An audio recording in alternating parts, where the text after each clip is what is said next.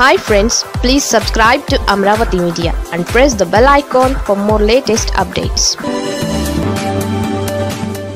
మండలిలో వైసీపీని ఏం చేయలేమా?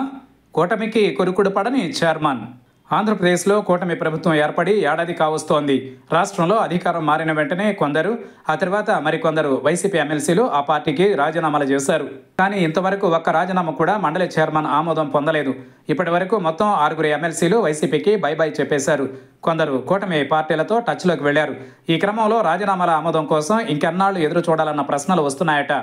ఈ వ్యవహారంలో మండలి చైర్మన్ నిర్ణయం కీలకం. కానీ ఆయన మాత్రం దానిని పెండింగ్లో పెట్టేశారు. దీంతో ఎందుకు ఆ 6 రాజీనామాలను ఆమోదించడం లేదు?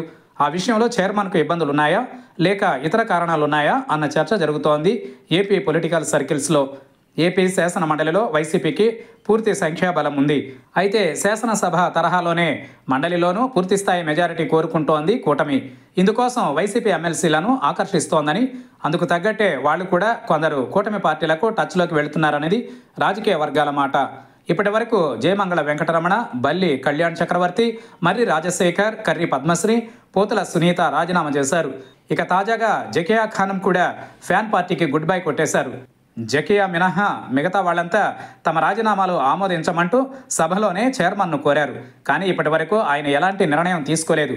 ఈ వ్యవహార శైలి కూటమికి రుచించడం లేదట. చైర్మన్ మోషన్ రాజు ప్రాథమికంగా వైసీపీకి చెందిన నాయకుడు. అయితే చైర్మన్ పదవికి రాజకీయాలను ఆపాదించలేరు. అదే సమయంలో ఆయన నిర్ణయాన్ని ప్రశ్నించలేని పరిస్థితి. రాజీనామాలను ఆమోదించినా తిరస్కరించినా ఆ పని ఎప్పుడు చేసినా తుది నిర్ణయం మాత్రం ఆయనదే. కానీ రిజైన్ చేసిన సభ్యులతో చైర్మన్ ఇప్పటి వరకు మాట్లాడిన దాఖలాలు లేవు. సభ్యులు సభలోనే తమ రాజీనామాలు ఆమోదించాలని కోరడంతో వారు ఇష్టపూర్వకంగానే ఆ పని చేసినట్లు స్పష్టమవుతోంది. అయితే దీనికి మూకుమ్మడి కలర్ ఇవ్వకుండా, ఆ మాట రాకుండా కూటమి సైతం ఒక్కొక్కరిగా రాజీనామా చేయిస్తోంది. ఇప్పుడు 6 రిజైన్స్ లెటర్స్ మీద చైర్మన్ స్టాంప్ వేసేస్తే మండలిలో వైసీపీ బలం తగ్గిపోతుంది. ఖాళీ అయిన స్థానాలలో కూటమి నుంచే కొత్తగా సభ్యులు ఎన్నికవుతారు కాబట్టి ఆ పార్టీల బలం పెరుగుతుంది. అందుకే తనకున్న విచక్షణాధికారాల మేరకే చైర్మన్ వేచి చూసే ధోరణితో ఉన్నారా అనే అనుమానాలు వ్యక్తమవుతున్నాయట. చైర్మన్ చైర్ రాజకీయాలకు అతీతం. ఆ పదవికి వాటిని ఎవరూ ఆపాదించలేరు. కానీ ప్రస్తుతం మోషన్ రాజు తీరు చూస్తూ ఉంటే మాత్రం అనుమానాలు కలుగుతున్నాయని అంటున్నాయి కూటమి పార్టీలు.